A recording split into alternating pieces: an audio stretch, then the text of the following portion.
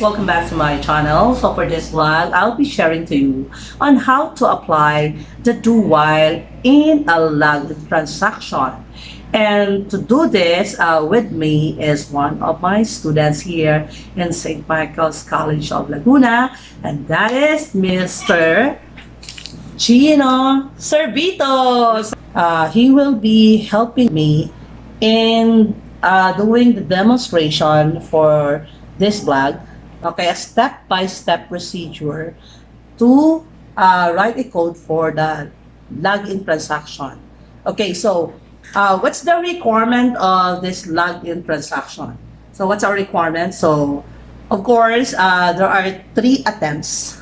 The user is allowed to have 3 attempts. Then the program exceeded a number of limits set in the program, at least 3. So the program will display a message, so sorry, you exceeded, and exit the program automatically.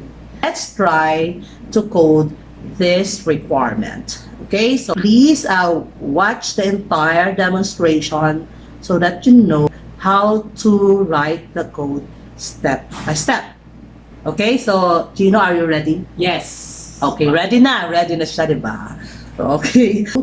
Okay, so Gino, since we require our user to have an input and our program play the output. Okay pa. Okay, so we need a library. So please declare first the library that we need. Let's include input-output stream. And since for this program, we use string values. So for example, the username is Anna and the password is 1234, for example. So we need a string. Okay, library. And of course, please declare the CIN and cout standard, the using namespace standard. Okay, so after that, we will declare first our variable. So we will be using a string, okay, with a variable name, okay, UN, that's your username variable, to hold the value of our username. So Anna, set Anna, okay, and the password variable, so we use pass, I think pass, then equal to 1 2 3 4. So we preset our username and password. Then of course, since we're going to enter a value, okay, so we need also to declare a variable, okay, for another variable to hold the value entered by the user. Okay, so that's the variable, so user and pass. Then let's do first the, of course, the label, so login transaction. So can you please type cout, then the statement is login transaction. Okay, then of course we apply end line. Okay, then we also have the label for to enter a username. So enter your username. Okay, then please apply the tab after the colon. Then we will be using get line in the event that the user have 2 names for the username. Okay, so CIN that user. But for the password, you can only apply the CIN. Password. So we will not apply the get line there for the password. Just only CIN. So the reason why we have the get line is in the event that the user has 2 names in the username, but typically only 1 name for the user. But for you to know the difference between the get line and the CIN. So now let's create a condition using the if condition, the if condition to control if the user Sige. If the user value entered by the username is equal to the set variable, which is UN, represented by UN, and of course, and the password to be entered by the user, if it is equal to the set variable, okay, that we have an assignment value, right? Assignment value of 1, 2, 3, 4.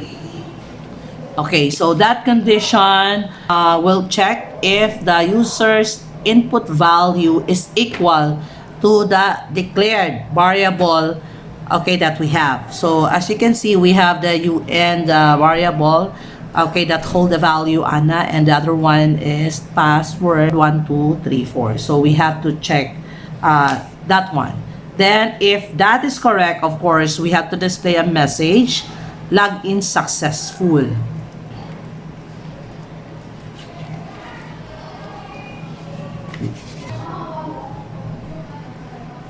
Okay, so we have already our if. Then of course we have an else first. Okay, else if. Okay, so we have a username. If ever the username is correct, the entered username is correct, and the password is not equal, of course, the password that we set, or so we have to, okay, or the username is not equal of the username that we set in our variable, and the password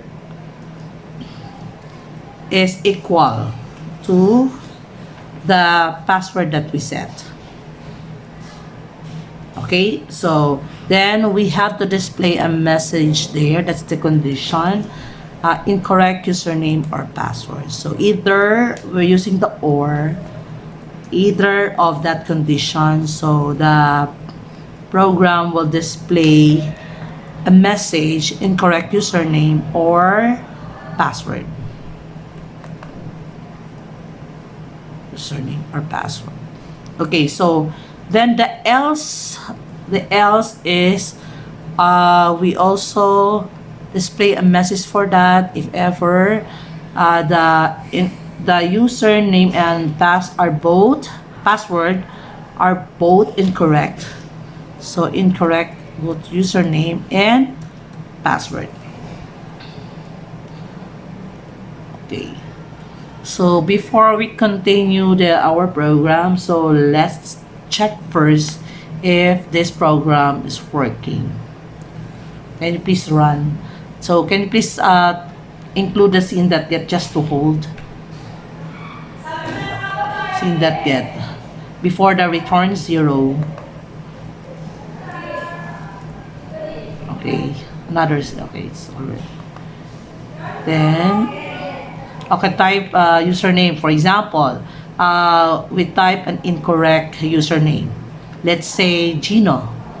Okay, okay, the username that we set in our code is Anna, right? Then our password is, the password is 1234. So let's check if our program is correct. Okay, 3, 4. Okay. So we have another scene that get again. It's too fast for this code. Gino, then 1, 2, 3, 4, then okay, so incorrect username or password, but that can be applied because you don't know what's really the incorrect. Right? Can we modify the program to separate the username and the password? We separate if the username is incorrect and the password is incorrect so that they can determine. So we have to modify our code. So we'll be using else if there. Okay.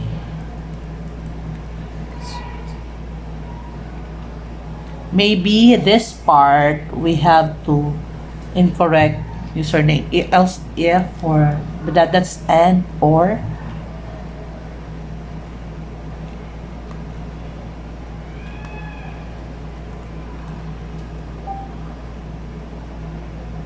username equals to pass. So that's it means to say that we have incorrect password. So the label is incorrect password, right?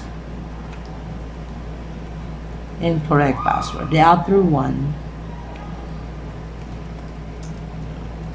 one is incorrect username. So we have to modify the code so that we separate which of the transaction is correct or not correct.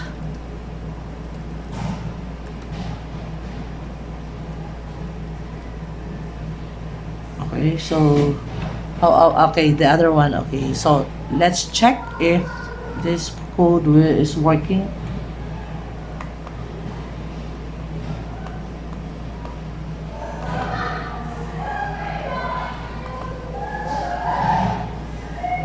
So if, for example, you have incorrect username, then you have correct password.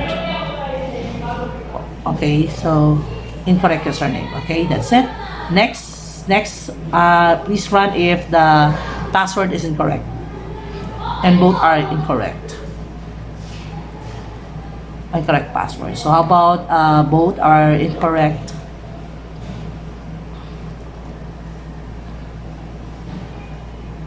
Okay, so there we have it. Then we are going to make a control for that. Okay, so we will allow our user to have at least 3 attempts. So since we're going to have at least 3 attempts, so we will be using the do while, because we're going to repeat the transaction once, because there's a message, do you want to continue? Okay, the first transaction, in the event that the user mistakenly write the username, then there's a message will appear, do you want to continue? If yes, then it will go back to the username and password. So we have to apply the do while statement here. Okay, so we have already the while there. So as you can see, we write our do on this part at the top. Okay, then we have to control that at least 3 attempts. So that's a do while. Then the partner of that do, of course, we have to declare first our variable for the attempt. Okay, then our boolean variable, our variable is continued and equal to true, so we will apply that in our while statement is continue and attempt is less than equal to 3, less than 3. So we start with y less than 3 because we start our initialization 0, 1, 2. So there's 3 attempts. So let's check the program. Let's run it to check if it's working. Okay, there we have it. Then let's check the code. Okay, I think we need to apply the scene.get. Okay, after the label login transaction. Okay, so we apply that. Then after that, we need to increment our attempt because we're going to have a condition that is inside the loop. So our condition should be attempt is equal to 3 because as I've said, the requirements is we allow our user to have at least 3 attempts. Then the label is, sorry, you exceeded the required number of attempts.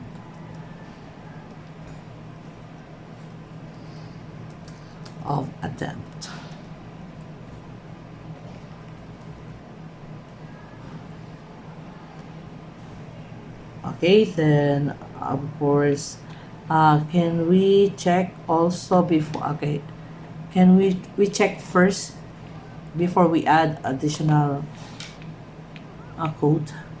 Okay, so create a mistake or type a mistake, at least 3 attempts that the user Okay, type the mistake username and password, and okay, there you have it. Of course, then of course we need to include if the user will um, will type N. So we have to include the do you want to try again? A questions. Okay, you have to add do you want to try again? We will ask our user. So we need a variable character.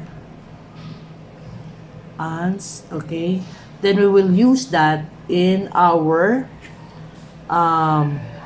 okay, just type the do you want to try again message.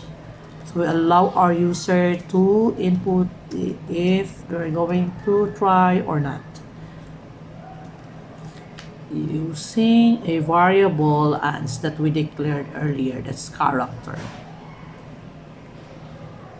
Then we have, okay, we allow our user to input the answer. Okay, then we have to make a condition if the user okay will if the user will type capital Y, that is yes, or small letter y, then we have to increment our section, meaning we use the increment to go back again, right, to okay,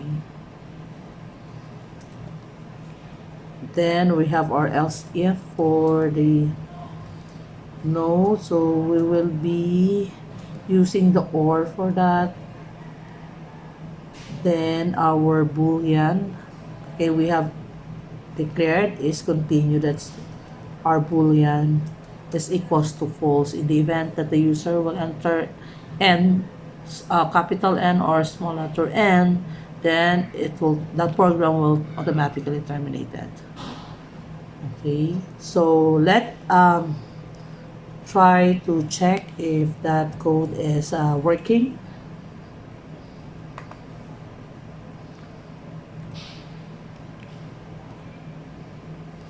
Okay, so we have already the message here. As you can see, do you want to try again? Yes or no? So try yes. Okay, so we repeat again the transaction.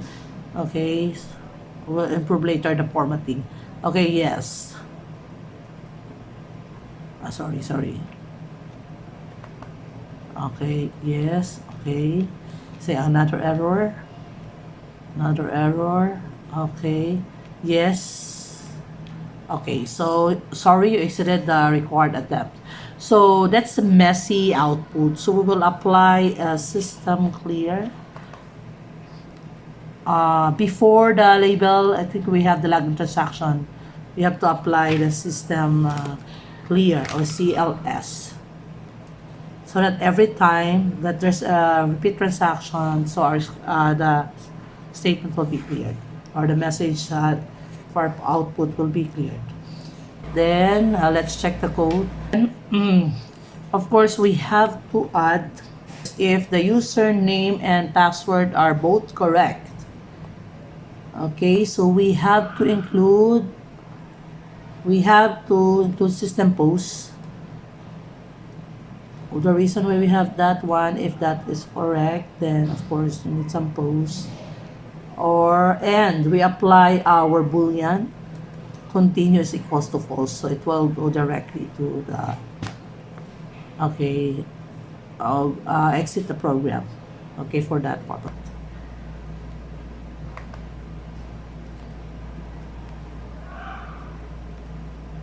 Okay, login successful. Okay, so that's all our program for this login transaction using the do while, the if else condition.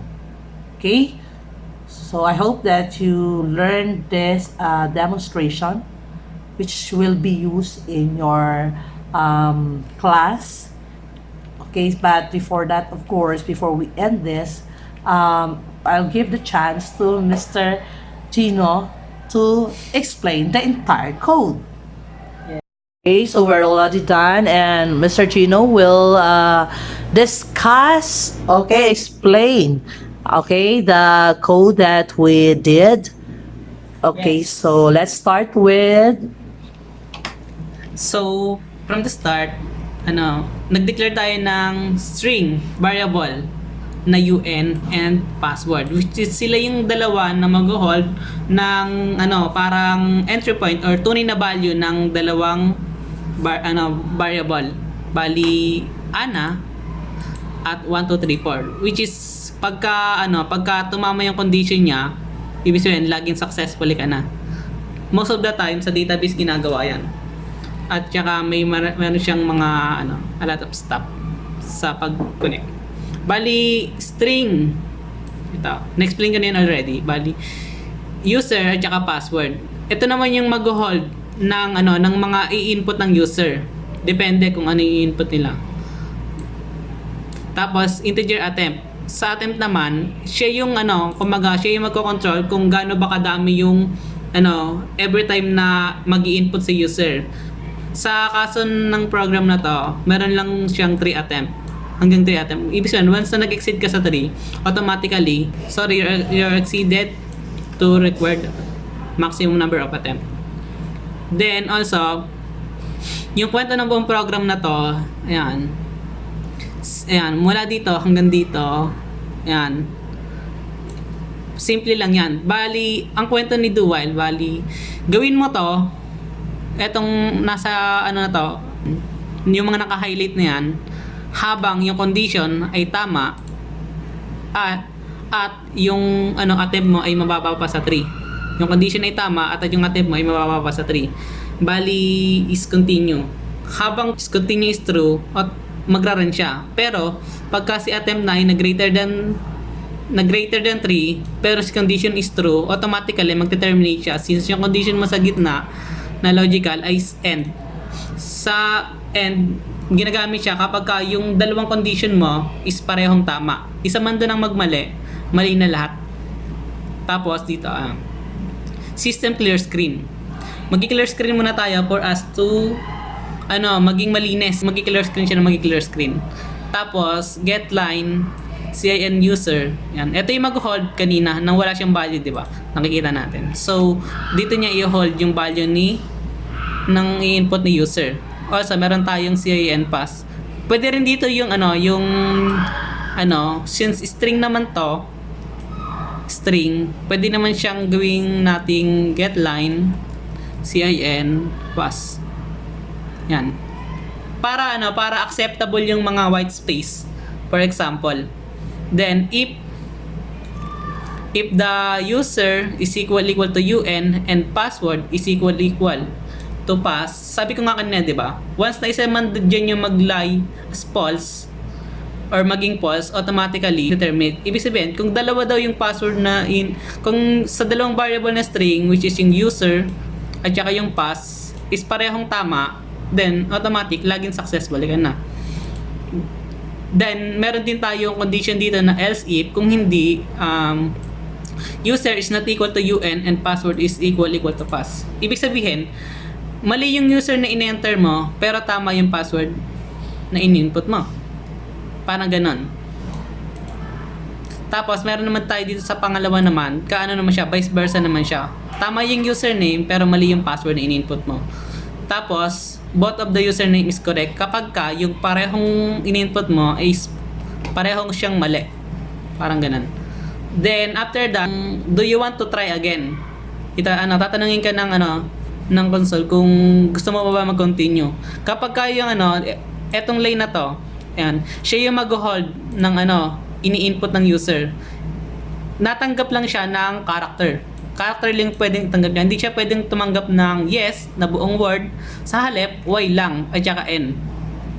Y at saka n lang. Small capital Y, lowercase y. Ibig sabihin, once na ginawa mo to, or nag-input ka ng yes character, y, mag-increment si attempt. Tapos, tatanungin niya dito, if attempt is less than 3. Ibig sabihin, once na ginawa mo to, nag-increment si attempt ay 1 na. Ang value na niya dito ay 1 is less than 3. So, matic, true pa rin to. And continue is true. Pero pagka ang kinlik mo si ANS is equal or double equal kay N, then is continuous equals to false. Basta inano siya dito, once na naging false to, automatically terminated ang program. Ganun lang yung kasimple. Tapos, if attempt is equal to this, mag-ano tayo ng, sorry, you exceeded the required number of attempt. Ibig sabihin, mag-exit ka na. Okay, so that's the end of our demonstration. Okay, so the faculty and student, di ba? So, at least na-explain naman ni Gino yung program na ginawa namin. So, I hope na dapat ay Mas maganda yung explanation kung kayo mismo yung magkatyaga na gawin yung program. yes. So, kailangan sa isang programmer ay basahin dapat yung code. Di ba? Each of the code. Okay, so kanina, na-explain natin kung paano natin ginawa, napakita natin pala kung paano natin ginawa yung code. And in-explain din sa student version, of course, ni Gino, kung ano yung ibig sabihin ng mga code na to. So, okay, so that's all for now. Thank you, my dear analytics. Okay, what's our next video? Subscribe! Subscribe!